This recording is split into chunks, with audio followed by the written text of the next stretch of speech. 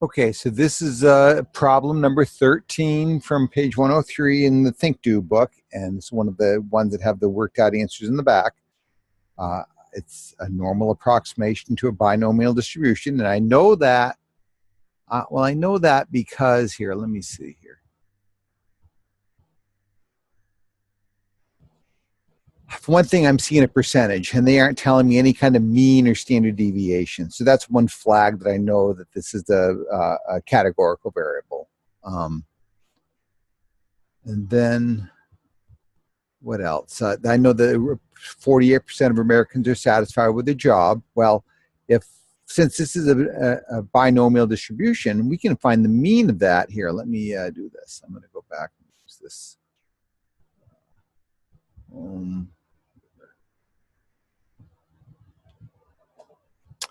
I got to get my board working, all right?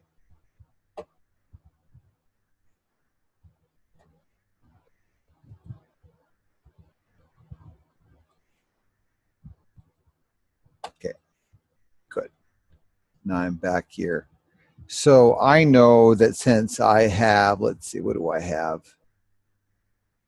I have n equals 220 employees, and I know the probability of success is 48%. I know that the mean of this binomial distribution is 0.48 times 220, and I have to calculate that. I haven't done that yet. Let's see, 0.48 times 220. That gives me 105.6, and I know I can't have 0.6 people, but I'll write the full 105.6 because it isn't mean, it's an average. Then to get the standard deviation for this distribution, I take the square root of the 0.48 times the 220, which we already calculated and got the 105.6. And I'm going to multiply it by 1 minus 0.48, which I think is 0.52. So on my calculator, I'm just going to go times 0.52. And then I have to take the square root of that. So I'm getting the standard deviation of about 7.41. So what we do is, in order to make sure this normal approximation works, we have to say that 220 times 0.48, that has to be bigger than 5, and it certainly is. We know it's 106.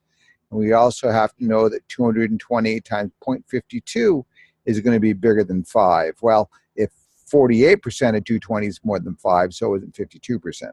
Okay, so we've met this. We've got a random sample. We aren't told anything about a random sample, so that's an issue, but I think as long as we've got this, we can certainly apply this.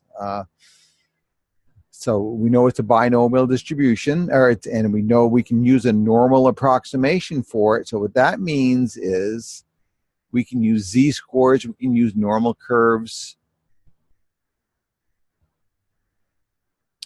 And what we basically want is, how likely is it? Well, I know this is less than the mean. What's the mean? 105.6. And what did we get? They came up with 85 of them.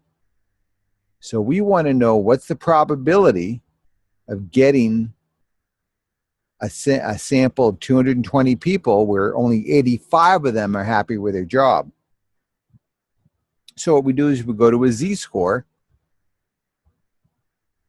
or we couldn't just use that David Lane applet, and I'll show you that in a minute here. But first off, I'm going to calculate a z-score. So 85 minus 105.6 over the mean of 7.41.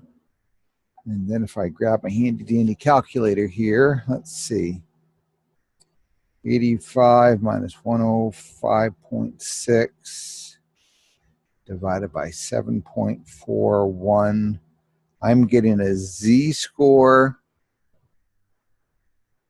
of about negative 2.78. So since I want a left side area, I can go to my normal curve table. Let's see here. Come on. let me jump down to the normal curve table. I'm going to look up, what was it? It was negative 2.78. So negative 2.7. Can I see it? I'm going to have to bring this over. Negative 2.78. So that's the probability of getting 85 people out of 220 that, or fewer than 85 people out of 220 that aren't happy with a job. And that's pretty small. That's less than 1%. So let me come over here and we'll just get that in so I have it on the screen. So that probability right there is the 0.027, which is mighty small. So let's see, how do we answer this question? Is this an unusual number? Well, it sure is, because we're more than 2 standard deviations away from the mean. And how unusual? Well, less than 1% of similar samples would have that low a number. Okay, so I've kind of answered 2 questions at once. I found the z-score, and then I found the associated probability with that. Now, if I didn't want to have to go through this whole z-score thing, I need to calculate the mean, I need to calculate the standard deviation. So if I go to that David Lane applet, let's see, where is it? Right here. And I'm going to type in my mean of 105.6. And I'm going to type in my standard deviation of 7.41. And now I want to know when it's below 85 people.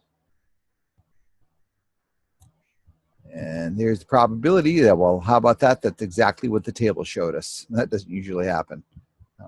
But that's what we do. That's how we can answer this kind of question. So we got to notice that it's a binomial distribution, that we can use a normal approximation, and then we can use these z-score things. And that's all in section, what is this, section 6.5. And we'll do some more in chapter 7 with this. I'll kick it down a little road a little further. So hopefully this helps you understand how to do this kind of problem.